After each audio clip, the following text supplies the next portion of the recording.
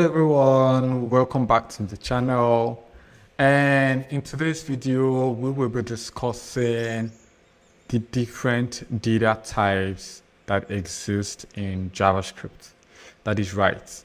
In JavaScript, there is data and there are different data types that exist. And in today's video, I will be introducing you to these different data types and the different operations that you can run or make using these different data types. And without further ado, let's dive in. In programming, we work with data, and these data doesn't come from anywhere. These data are basically disintegrated down into bits and bytes. And these bits and bytes are stored in the computer memory. We have a couple of different data types that exist within the language, and I'll start with the first one. The first on my list is known as numbers. So numbers in JavaScript are more or less your numbers that you know, the arithmetic numbers that you know. So numbers contains integers, it can be an integer, it can be a floating point, so long as it is a digit, it's a number. And in JavaScript, to denote numbers, we basically just write the number as it is. So for example, let's say we want to add two numbers, 1 and 2. So we do 1 plus 2. And 1 plus 2 is 3. And in JavaScript, 1 is a number, 2 is a number. And 1 added to 2 gives you 3. If you noticed something, you would realize that we just performed an arithmetic operations using two numbers. So what it means is that using numbers, you can perform different arithmetic operations using the different operands. So, for example, this operator is known as the addition operator. So you can add two different numbers using the addition operator. And same applies to the subtraction operator as well. You can decide to subtract two different numbers in JavaScript just the way you do it in mathematics. The same applies to division. You can divide two numbers and it gives you a number. And if you noticed as well, when you add or you subtract or you divide two numbers, it gives you or it returns a number. It returns a number data type. So basically, like I mentioned, the numbers can be used to perform arithmetic operations. And because the two numbers for the two, I would say, parameters that we are using here are numbers, it returns a number data type, which is 0.5. And yeah, that's about it for numbers. And another data type that exists within the JavaScript programming language is known as strings. So strings are used to denote or represent text. And the way you represent text in JavaScript is by enclosing your text in quotations. So let's say you want to type out JavaScript, for example. If you want to represent a JavaScript text as a string, you have to, first of all, have your opening and closing quotation, and then you put in your text. So the JavaScript language interprets this as a string.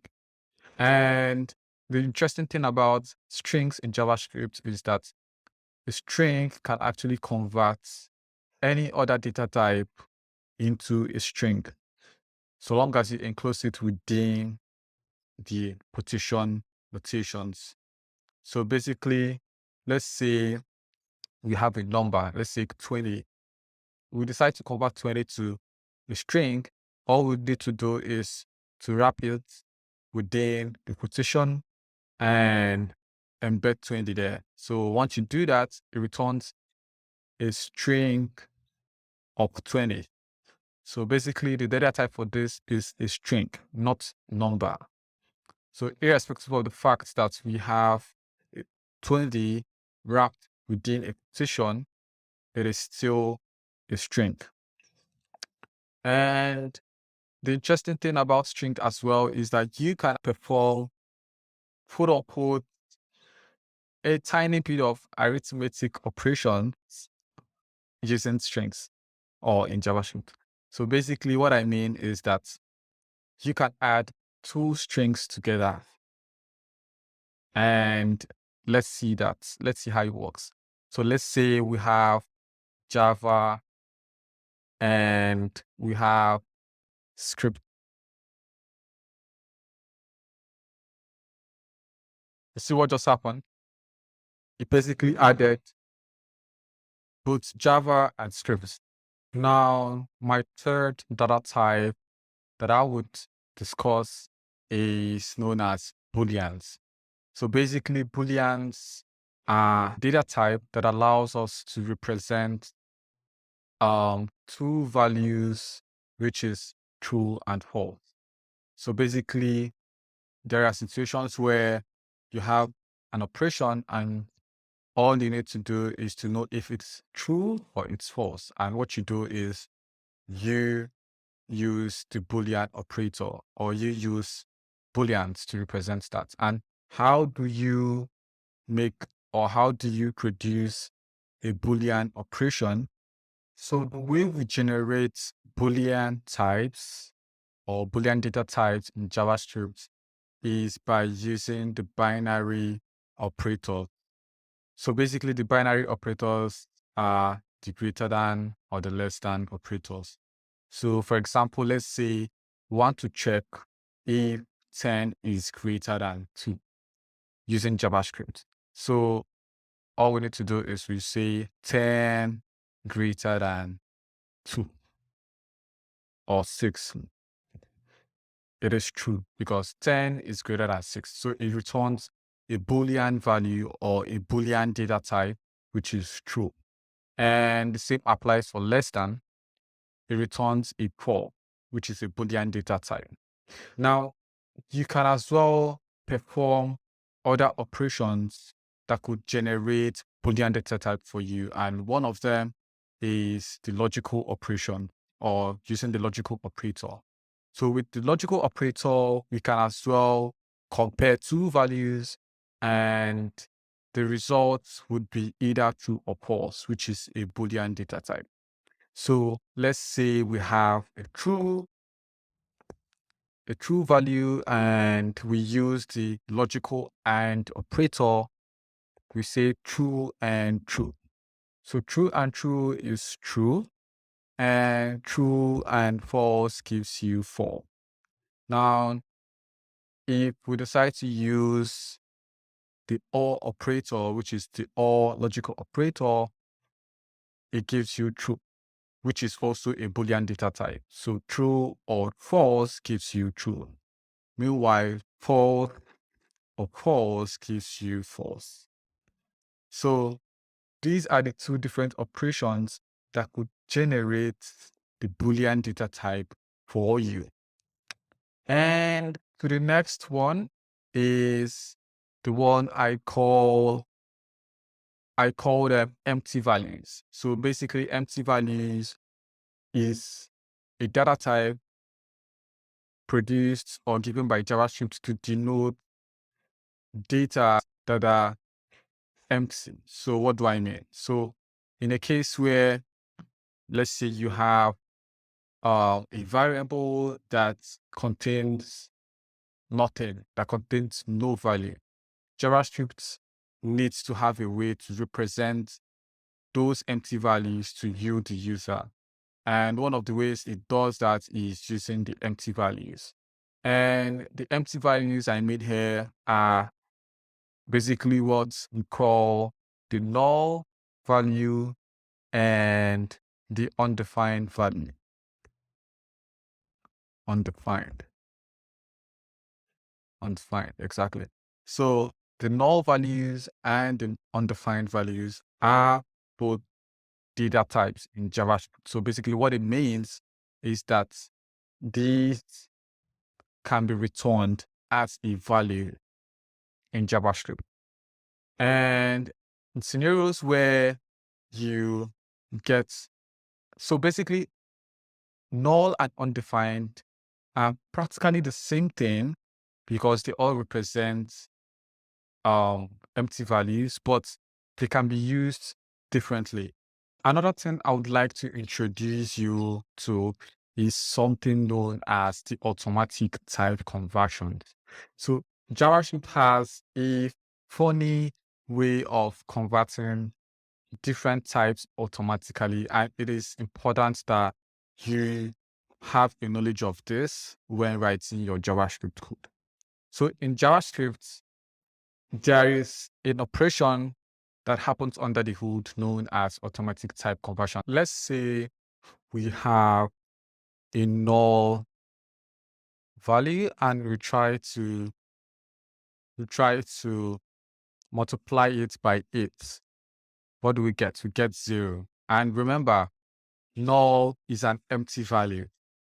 So you see, null multiplied by 8 gives you 0. And what happens under the hood is that JavaScript automatically converts the null value into a number value. And because null is empty, it converts it to 0 because it's basically empty. What it is, 0. So 0 times 8 gives you 0. And let's try something else. Let's try 80, and let's subtract it from 20. Let's subtract it from 20. And you notice that, yes, this is a string, but the JavaScript language automatically converts this type to a number and then subtracts it from this number. So what happens here is that because strings can only concatenate, which is the addition operator, it's known as concatenation in strings. So because strings can concatenate two different strings, it's the only operations that is arithmetic-like. So because of that, the JavaScript language denotes 80 as a number because it knows that the strings doesn't have any notation or any operator that looks like a subtractor, a subtractor notation. So basically, it says this as a number and automatically converts it as such. And that is why you have 60. Let's make this plus. Let's make it concatenation. And you notice that it automatically performs concatenation. So concatenation is basically a fun way of saying addition when working with strings. So concatenation means it identifies this as a string and then it adds this to this, which gives you this. Of course, this is not an arithmetic operation, but this is a string operation. So that is why he was able to give us 80-20. And going further down the line, let's just see, for example, we have null plus null. You notice that it concatenates it as well. It says null plus null is null null. Let's have this to be the real null value. And you notice it's 0 because, like I said, it sees this as an integer or it sees it as a number. And it says, okay, this as 0 plus this as 0 gives you 0. So yes, that's about it. That's about automatic type conversions in JavaScript. And another thing that comes to mind is something known as short circuiting in logical operations. So when working with logical operations, you need to understand how they work deep down. So, for example, let's say we have 12 greater than 2, and we have the OR logical operator, and we have something like, let's say added, something like that.